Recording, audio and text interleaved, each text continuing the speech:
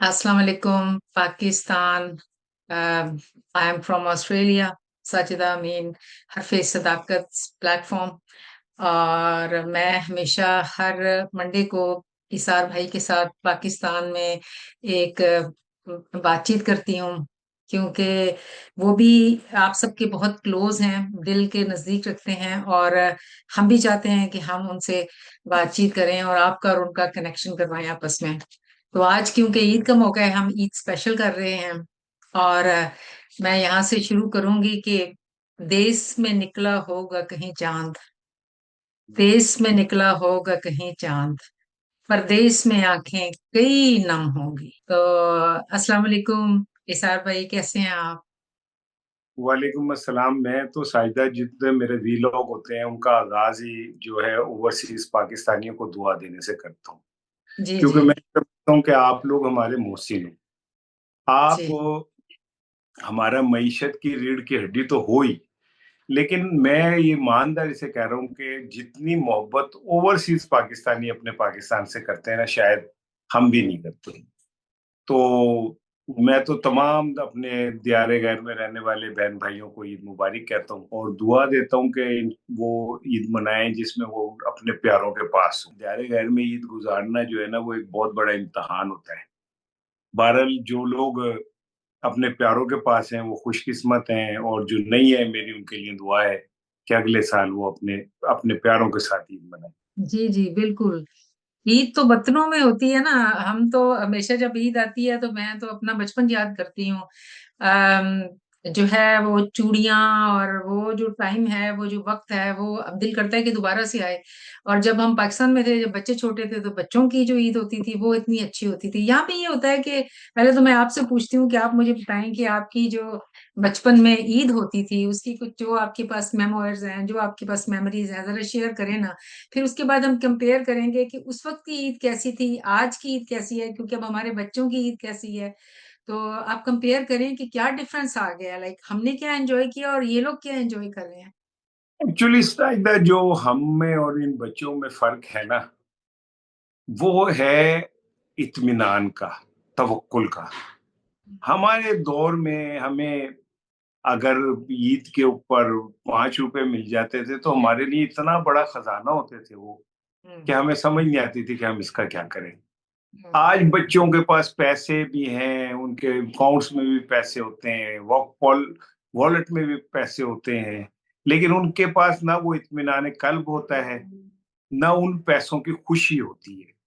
हम्म मेरे वालिद साहब, मुझे अच्छी तरह याद है कि एक ये आम लाते थे और वो हम्म बाल्टी में डाल देते थे बर्फ डाल के, और फिर हम सब बैठ जाते थे, फिर वो हमें आम एक दो दो देते थे वो नरम करके। तो उस आम की जो मिठास और जायका मैं आज तक नहीं भूला। इन हम्म बच्चों के सामने आम पड़े होते हैं, फल पड़े होते हैं, खाना पड़ा होता है, इनके अंदर वो रगबत ही नहीं है, वो भूख ही नहीं है, वो खाने हम्म की खुशी नहीं है जो हम लोगों ने गुजारी। इन्हें क्या हम्म पता लाहौरा ले जेड़े सन, जदों बकरे दे गले च कल पुगाने बन के दाता साहब सलाम कराने ले जाते सन। हमारे लिए आपको अंदाजा नहीं है कि वो कितना बड़ा वो होता था कि हमने बकरे के गुब्बारे बांधे हुए, मेहंदी लगाई भी है, और उसको जनाब बड़ा सजाया हुआ है, फिर उसको लेके दाता साहब सलाम कराने ले जाना है। तो हाँ। वो जो एक फेस्टिविटी थी वो खत्म हो गई इन बच्चों के अंदर। इन्हें हम्म उस फेस्टिविटी का पता ही नहीं है कि ये फेस्टिविटी क्या है। इनके लिए तो हम्म ये कि जानवर आएगा, बंधा होगा, सुबह कसाई आएगा, वो जिबा करेगा, उसका काटेगा। गोश्त बनाएगा और बस खत्म। हम्म हम्म इन्हें उसका नहीं पता कि वो जो बकरे के साथ भागना होता था, वो रस्सी उड़ा लेता था, उसके पीछे दौड़ लगाना, ये सब कुछ कितना मायने रखता है। इन बच्चों के हाँ, लिए जिंदगी डिफरेंट है। Exactly, that's adventurism. हम्म। वो एडवेंचर होता था ना, इसीलिए तो वो देखिए वो चीजें अभी भी हम हमारे अंदर एंकर्ड हैं कि हमें अगर उसके ऊपर लिखना पड़े। और मैं तो बल्कि फील करती हूँ बाकायदा पूरा दिन, हालांकि जो है ना बाहर जाके, और कितना ज्यादा हम लोग इंटरकनेक्टेड होते थे ना अपने इर्द गिर्द के लोगों के साथ, अपने दोस्तों के साथ, अपने मतलब स्कूल में जाते थे, टीचर्स उसी पर्सपेक्टिव में बात करते थे, घर में पेरेंट्स ऑलरेडी हमें मेंटली प्रिपेयर करते थे और हमें बताया करते थे ये ईद है क्या। यू नो, ऐसे they use to talk to us के ये ऐसे कुर्बानी ہوئی اور لائک اتنی بڑی سیکریفائس ہسٹری میں دی گئی، اولاد سے بڑھ کے کیا ہے اس دنیا میں؟ تو آپ صحیح. مجھے بتائیں نا کچھ تھوڑا اور کہ چلے جائیں آپ اچھا اپنے بچپن میں، پھر آپ چھوٹے ہی سے وہ بن جائیں. ہم نا ساجدہ، مجھے اچھی طرح یاد ہے کہ عید پہ جب میرے والد صاحب مجھے کپڑے دلاتے تھے تو میں رات کو اٹھ کے انہیں دیکھتا تھا، ہاں میں کہ یہ میں نے صبح پہننے ہیں. اور جینس وہ جو اس دور میں ٹیٹرون کی پینٹ چلتی تھی، اور کیا کہتے سفینی ایک کپڑا آیا تھا، بڑا مشہور ہاں، ہوا تھا مجھے بھی یاد آ رہا ہے. سفینی. ہاں تو ہاں اس کے شکیل احمد نے اس کی ماڈلنگ بھی کی تھی، مجھے اچھی طرح یاد ہے. میں ٹی وی پہ اسے بڑے غصے دیکھتا تھا. بونینزا کے سویٹرز ہوتے تھے. تو ہاں ہاں ہم وہ جو چیز ہمیں مل جاتی تھی، میں پینٹ اپنے سرہانے رکھ کے سوتا تھا، پھر میں سوتے سوتے جب اٹھتا تھا ہاتھ پھیرتا تھا. ہاں. وہ ایک پینٹ کی جو راحت ہے، ان بچوں ہوں کو کیا پتا آن لائن منگانے والے بچوں کو کیا آن لائن آ جاتی ہیں چیزیں. انہیں کیا پتا کہ باپ کے ساتھ جا کے انارکلی بازار میں ونڈو شاپنگ کرنی اور پھر ہوں چیز کو دیکھ کے اپنی پسند کی چیز لینی، وہ اس کا ہوں کیا مزہ ہے. انہیں نہیں پتا. ہاں انہیں بالکل نہیں پتا کہ میرا گھر تھا مینار پاکستان کے سامنے. تو مجھے میرے والد صاحب ہم میں اپنے والد کی انگلی پکڑ کے، اور یہاں پہ چادر دبائی ہوتی تھی طے کر کے، بادشاہ مسجد نماز پڑھنے جاتے تھے. تو ہوں وہ اتنی بڑی فیسٹیول تھا کہ میں آپ کو بتا نہیں سکتا. بادشاہ مسجد کے باہر لوگوں کا ایک ہجوم ہوتا تھا، چادریں بچھی ہوتی تھی اور اس کے اوپر لوگ بیٹھے ہوتے تھے، اور میں اٹھ کے پیچھے مڑ کے دیکھتا تھا کہ اتنے لوگ بیٹھے ہوئے یار، سارا کچھ. اور وہ نماز، پھر اس کا انداز، پھر وہ مولوی صاحب، وہ باشی خطیب صاحب کا اس کے بعد پھر لوگوں کا، سینکڑوں لوگوں کی تعداد میں لوگوں کا گلے ملنا. وہ وہ لمحے ان بچوں کو ختم ہو چکے ان کی لائف میں سے. جی ٹھیک ہے نا. وہ مجھ سے اگر کوئی یہ مانگے کہ عید کے اوپر تمہاری ایک خواہش کیا ہے، تو میں کہوں گا کہ مجھے وہ لمحہ چاہیے جس میں اپنے باپ کی انگلی پکڑ کے نا اور سڑک کراس کر کے بادشاہ مسجد نماز پڑھنے جاتا تھا. کیا بات ہے، مجھے وہ کیا لمحہ بات ہے. چاہیے. ٹھیک I'm ہے نا. having goosebumps. ہاں. تو واقعی دیکھیں نا، ایک احساس تھا نا اس وقت، مطلب ایک کنیکشن تھا. اب تو بہت بڑا گیپ آ گیا. بھائی میرے جو رشتے دار تھے، میرے چچا، اور تو صبح واضح لگتی تھی. میرے چچا کا نام انصار تھا. انصار بھائی کیا دیر کیوں ہو رہی ہے؟ وہ آ رہا ہوں بھائی صاحب. انصار صاحب نکل رہے ہیں، ان کے بچے ہیں، وہ 5 3 4 ان کے ہیں، ایک ہمارے ہیں، کوئی اور ہمارے. اب وہ 15 20 کی ٹولی میں ہم سب جا رہے ہیں، اور ہم ہوں بچے آپس میں پیچھے ایک دوسرے کے ساتھ کو کرتے ہوئے کونیاں مار رہے ہیں کو کچھ. وہ سڑک کراس کرنی ہے، میرے ابو نے انگلی پکڑ لی ہے، بچوں کی پکڑ، بیٹھا جو پھر نکل رہے ہیں. واپسی میں غبارے والے کھڑے ہیں وہاں پہ، اور چھوٹی چھوٹی چیزوں والے کھڑے ہیں. ابو کہہ رہے ہیں کہ ابھی نہیں، نماز پڑھیے، گھر جانا ہے، گھر جا کے پھر آپ نے یہ کرنا ہے. وہ سارا کچھ ایسا لگتا ہے جیسے ایک خواب ہے. ہوں اور وہ خواب ہم نے دیکھا، اور بس ہماری آنکھیں کھل گئی. ہوں اور اب ہم جو دیکھتے ہیں، وہ کیا شعر ہے، کھلی جو آنکھ تو وہ تھا نہ وہ زمانہ تھا، برستی آگ تھی تنہائی تھی زمانہ تھا. کیا بات ہے، کیا بات ہے. آپ لوگوں کے ساتھ جب میں وہاں پر آئی تھی تو جو شعر و شاعری ہے وہ کمال کیا. صرف آپ اپنے ویلاگس میں نہیں بولتے، مگر آپ لوگوں کو کوئی I don't think so anyone can defeat you. آپ ہمارے گھر آئی تھی، آپ نے دیکھا کہ ہم نے ابھی بھی پاکستان میں جو فیملی جی سسٹم سے بچا جی، کے رکھا. میں یہی بات کرنے لگی تھی کہ آپ کے گھر میں نے دیکھا ہے کہ آپ لوگوں کا جو فیملی سسٹم ہے still like kind of that way. جی. آپ نے دیکھا ایوننگ میں ہم سب کٹھے ہوتے ہیں، پورا گھر، ہم بیٹھتے ہیں، ہم گانے سنتے ہیں، ہم شاعری کرتے ہیں، ہم ہاں، ایک مذاق کرتے مزہ آتا ہیں. ہے جی. ہم نے اپنا گھر آج بھی الحمدللہ ساجدہ، الحمدللہ اپنا خاندان کا جو ایک رخ ہوتا ہے. ہم اگر ایک بھی پریشان ہوتا ہے تو ہم سارے پوری فیملی پریشان ہوتی ہے. پریشان ہم ہوتے ایک ہیں. چھوٹی سی خوشی کو پورا گھر سیلیبریٹ کرتا ہے. یہی امپورٹنٹ ہے. ہاں جی. اور یہ یہی ختم ہوتا امپورٹنٹ ہے. جا رہا ہے پاکستان میں سے، جی ختم ہو گیا فیملی کے ساتھ. کیونکہ جی پیسے کی دوڑ لگ گئی ہے نا. اصل میں ہاں. یہ ہے کہ میں بھی ابھی پاکستان میں ہی کچھ چینلز کے اوپر انٹرویوز دے رہی ہوں اور بات کر رہی ہوں کہ ہم گھر میں بھی بات کرتے ہیں، اوور آل بھی بات کرتے ہیں کہ یہاں پر بھی لوگ جو ہیں مدر بھی پیسہ کمانے میں اور فادر بھی، اور وہاں پر بھی ایسے ہے. بلکہ یہاں تو ہم تھوڑا سا توجہ کرتے ہیں کہ because we are not in Pakistan تو ہمیں انہیں تھوڑے ویلیوز دیں، یہ کہ ایسے ماحول میں رہ رہے ہیں. مگر میں نے پاکستان میں بھی یہ چیز دیکھی ہے کہ پیرنٹس جو ہیں وہ بس منی کے پیچھے ہیں. جو مین چیز ہے کہ لائک جن بچے، وہی ہمارا فیوچر ہے نا، ہمارا انڈیویجولی بھی اور قوم کا بھی فیوچر وہی ہے، وہ کدھر جا رہے ہیں. تو بالکل یہ ٹھیک. ادھر کسی کی بھی اٹینشن جو ہے نہیں ہے. جو ایلیٹ ہے وہ کئی لوگ جو ہیں وہ ری ہیپس میں اینڈ اپ ہو رہے ہیں، اور بچے جو ہیں وہ ان چیزوں کی طرف مس گائیڈ ہو رہے ہیں. ڈفرینٹ میں نے دیکھا ہے یہ جو، جب میں ایسی کوئی بات کرتی ہوں تو اباؤٹ 18 سے تو 34 تک کی جو ایج ہے وہ راستہ تلاش کر رہے ہیں. دے فالو می، کہ ان کو کوئی مطلب they are not happy where they are.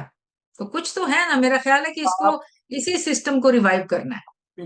آپ کو میں ایک بات بتاؤں، یہ پنکی کراچی سے گرفتار ہوئی ہے ہوں نا، ایسے سمجھ لیں کہ ایک گٹر ہے، گٹر کا ڈھکنا کھلا ہے اور اتنا بدبودار متعفن قسم کا سوسائٹی کراچی کے سامنے آئی ہے. ہوں آپ کو پتہ ہے کہ پنکی کی گرفتاری کے پیچھے جو وجہ تھی وہ یہ تھی کہ پیپلز پارٹی کی رہنما شہری رحمان کی بیٹی اب سے 1.5-2 ماہ پہلے اچانک جوان مر گئی.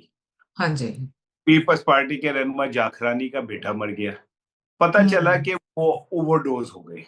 اوہو. اور پھر پتا چلا کہ کراچی کی تو جو ایلیٹ کلاس ہے اس کے سارے بچے نشے میں ہیں آلموسٹ. جی. بیوروکریٹس، پولیٹیشینز اور طاقتوروں کو تو چھوڑ دیں، جو اس وہاں کی جو ایلیٹ کلاس کی نسل ہے، چھوٹی کلاس کی نسل جو ہے وہ گٹکے میں پھنس گئی ہے، اور بڑی کلاس کی نسل جو ہے وہ اس آئس میں ڈرگس میں اور پڑ گئی. کوکین میں اور کیا کہتے ہیں ڈرگز میں پھنس گئی. اچھا ہوتا یہ کہ جب آپ نشہ کرتے کرتے، وہ جو کہتے ہیں نا نشہ بڑھتا ہے شرابی جو شرابوں میں ملے، تو ہوتا یہ کہ پھر وہ ایک خاص حد کے بعد آپ کو وہ نشہ سیٹسفیکشن دینا چھوڑ دیتا ہے. جی. پھر آپ اس کے اندر نشے میں نشہ بڑھاتے ہیں، لائک آئس کے ساتھ کوکین لے لیتے ہیں، یہ کچھ ایسا جہاں سے پھر آپ سروائیو نہیں کر پاتے. تو آج کی نسل اتنی فرسٹریٹ ہے کہ آپ سوچ نہیں سکتے. میرا صحیح. اس جینزی سے پالا پڑتا ہے روزانہ. میرے اسٹوڈنٹ ہیں، میرے انٹرنشپ میں آئے ہوئے ہیں، میرے دوست ہیں جینزیز.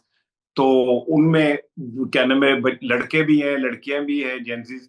تو ان کو جب میں قریب سے میں نے دیکھا تو مجھے اندازہ ہوا کہ they are more frustrated then اس، ہم سے صحیح بات. وہ. اچھا، اور پھر پاکستان کے تعلیمی اداروں میں جتنی تیزی سے لادینی پیدا ہو رہی ہے آپ سوچ نہیں سکتی. بڑا خوفناک میں آپ کو انکشاف کر جی. رہا ہوں کہ اچھا. پاکستان میں لادین بچے جی بہت تیزی سے بڑھ رہے ہیں. اس جی کی جی. ریزن یہ ہے کہ مذہب جو ہے وہ آپ کو اطمینان دیتا ہے، ہاں. لیکن جب آپ اپنے سامنے دیکھتے ہیں کہ مذہب کی اتنی بدترین شکل ہے، لوگوں کو قتل کیا جاتا ہے، لوگوں کو لوٹا جاتا ہے، جو عالم ہے وہ ممبر پہ جھوٹ بولتا ہے، مولوی 25,000 روپے لے کے مطمئن ہو جاتا ہے، اور پھر انہیں مذہب کی ڈیفینیشن نہیں دی جاتی، انہیں مذہب سمجھایا نہیں جاتا، صحیح. تو وہ تیزی سے جو ہے مذہب سے دور ہو رہے ہیں. ٹھیک. جب مذہب سے آپ دور ہوتے ہیں پھر آپ کے لیے اخلاقیات ختم ہو جاتی ہے، جی آپ بالکل. کے لیے احترام انسانیت ختم ہو جاتا ہے. پاکستان ایک بڑے مشکل دور سے گزر رہا ہے، اور اللہ پاکستان پہ رحم کرے، کیونکہ مجھے یہ نظر نہیں آتا کہ اس کا حل کچھ نکل آئے. ایک شخص عمران خان آیا تھا جس نے جینزیز کو اپنے ساتھ ملا لیا تھا. ہاں جی. ایک امید پیدا ہوئی تھی کہ وہ انہیں آہستہ آہستہ ڈائیورٹ کرے گا کسی ٹھیک بہتری کی کرے گا. طرف.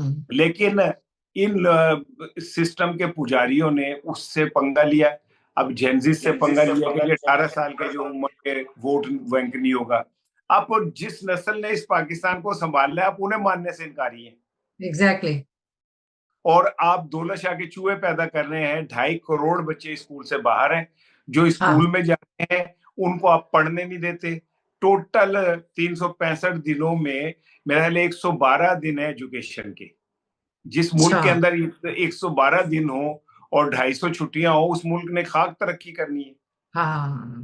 تو یہ نسل جو ہے انہیں خوشی غمی کا احساس اس طرح نہیں ہے جو جس طرح ہمیں ہوتا تھا. ہم اپنے باپ کے ذریعے آہ سن کے ساری رات نہیں سو پاتے تھے.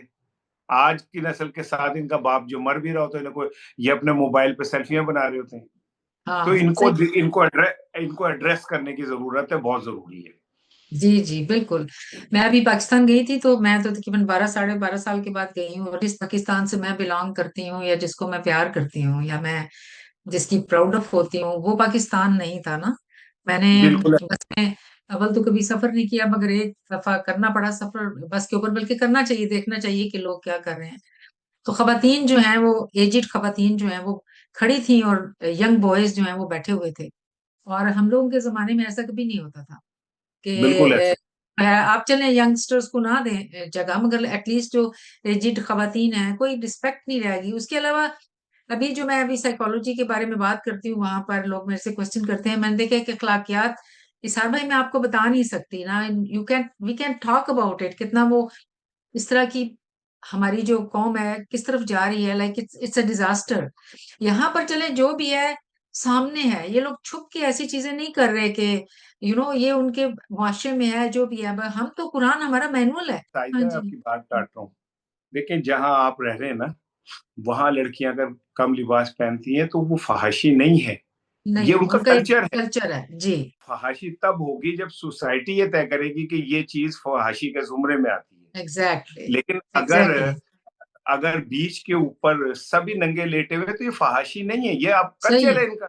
जी, इस पे उनका हम कल्चर डिबेट है। कर सकते हैं कि ये उन सही है, उनकी नजर में सही है, हमारी नजर में हो सकता है गलत हो। जी बिल्कुल बिल्कुल। लेकिन हमारे यहाँ तो जो हमारी नस्ल है जी। यूनिवर्सिटीज में, वो अबाया पहन के जाती है, और यूनिवर्सिटी में घुस के जब वो अबाया उतारती है तो उसके सही। नीचे जो कपड़े होते हैं वो आप सोच भी नहीं सकती हैं। सही, देखिए ये ठीक है, गलत है ना। हम्म, हाँ।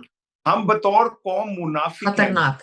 हम जी मुनाफिक लोग हैं, 2 नंबर जिंदगी गुजारने वाले लोग जी हैं। आप जी। यकीन कीजिए, खतरनाक। मैं पाकिस्तान में कहता हूं कि पाकिस्तान की जो बुनत है ना, वो बाय डिफॉल्ट ऐसी है कि इसमें 1 नंबर आदमी सरवाइव नहीं कर सकता। ये 2 नंबर लोगों का मुआशरा है, इसमें जो हो गया है, जितना बड़ा अब तो बहुत जितना ज्यादा हो गया। हम लोगों ने तो देखिए, मेरे फादर थे, he was a very truthful man. वो उन्होंने अपनी शर्तों पे ही पाकिस्तान में ही जॉब की है, और मैं तो वही लेके आई हूँ साथ। और यहाँ ऐसे आकर ही भी यहाँ है। पे होती हैं चीजें, कनेक्शंस हैं यहाँ भी, चले कनेक्शंस तो चले, वो तो होना कोई हर्ज की बात नहीं है।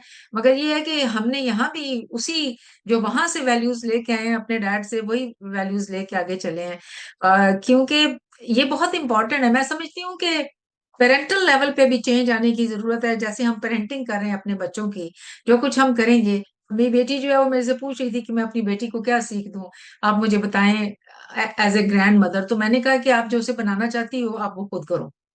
सो जो बिल्कुल। आप बनाना चाहती हो ना, just do that and she will be like that. हजरत अच्छा जाफर मुझे सादिक के पास ना जी। एक साहब आए, उन्होंने कहा कि मैं तबलीग पे जा रहा हूँ, तो मुझे कुछ एडवाइस करें। तो आपने कहा कि कोशिश करना कि बोलो कम। हम्म। तबलीग करैक्टर से होती है, लफ्जों से नहीं होती। क्या बात है, आप क्या बात है। आप अपना करैक्टर बताएं लोगों को, मुझे ये मत बताएं कि आपका पीर कितना वो साफ वाला है, मुझे अपने किरदार में दिखाएं कि वो कितने वो साफ वाला है। There you go. ठीक है। एग्जैक्टली।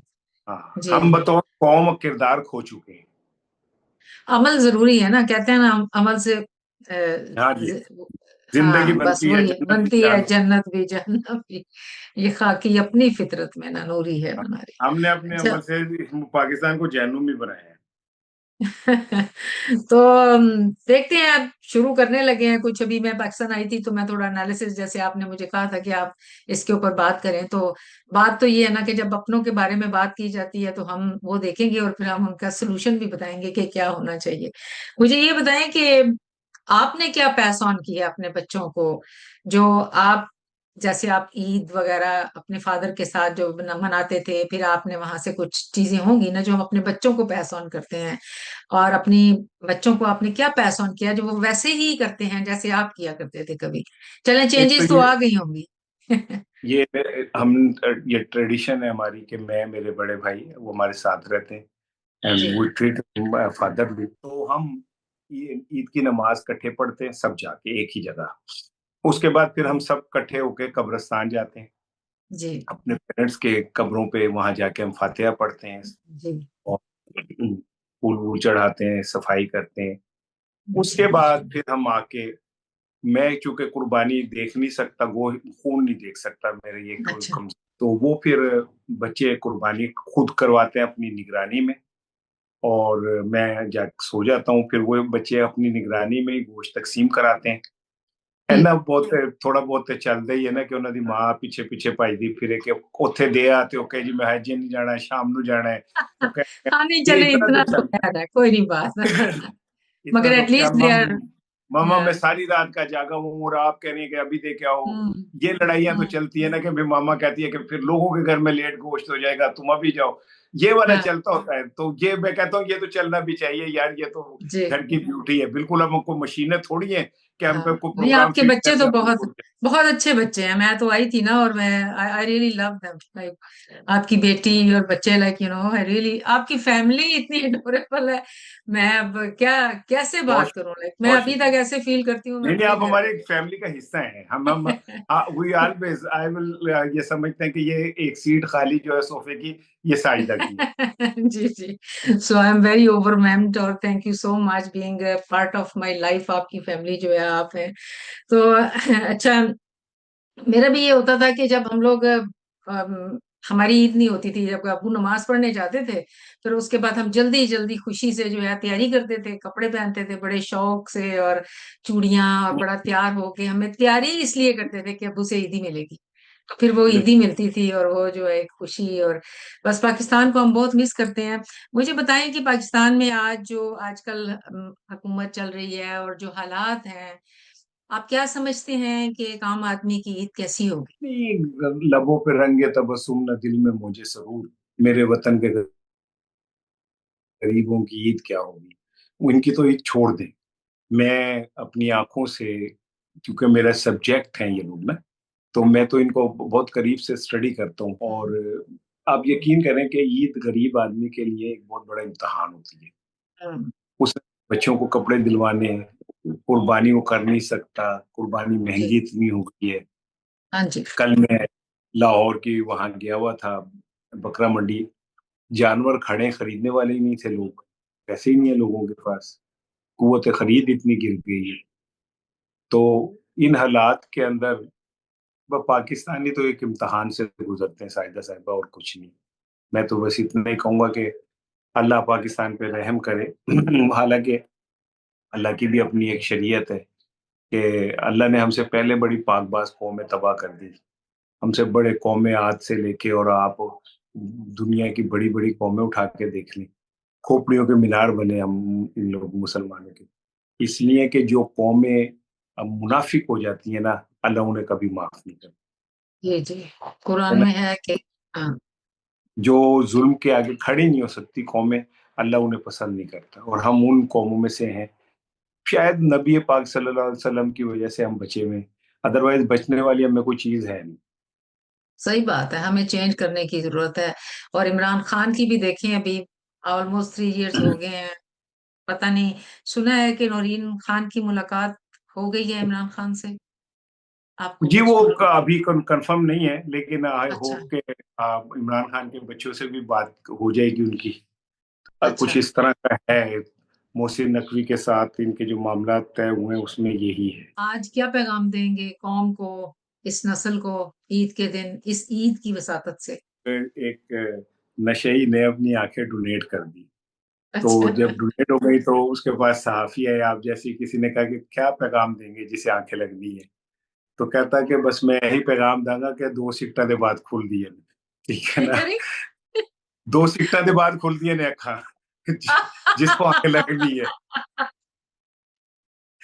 تو میں قوم کو یہی پیغام دوں گا کہ پتہ نہیں کیڑی سگریٹ ہو رہی ہے جس دن تہاڈی اکھاں کھلنی تھوڑی ہے۔ اکھاں کھلنی ہے بال تو نا امید نہیں تھا، تو ہمیں بھی نا امید تو نہیں ہونا چاہیے۔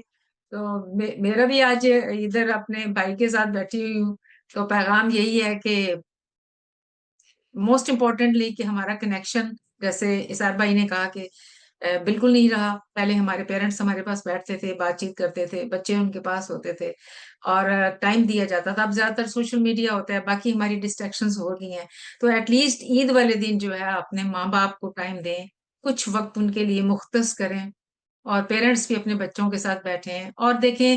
ایک بڑا انفارچونیٹ ہے کہ وہاں پر اولڈ ہاؤسز کھل گئے ہیں، جو کہ میں بہت ہی بھاری دل سے بات کرتی ہوتی ہوں کہ کسی ایک اولڈ ہاؤس میں جا کے آپ جائیں اور ان کو تھوڑا ٹائم دیں، اور یہ اور جو آرفنیج ہے مطلب یہ آپ رکھیں. اور جیسے اسار بھائی نے کہا کہ ہمارے وقتوں میں ہم لوگ بہت کنیکٹڈ تھے اپنے پیرنٹس سے، اپنی فیملی سے، اور باہر جو ہمارے گلی محلی میں لوگ ہوتے تھے آج تک وہ ایسے ہی ہیں جیسے ہمارے پیرنٹس ہیں، ہمارے بہن بھائی ہیں.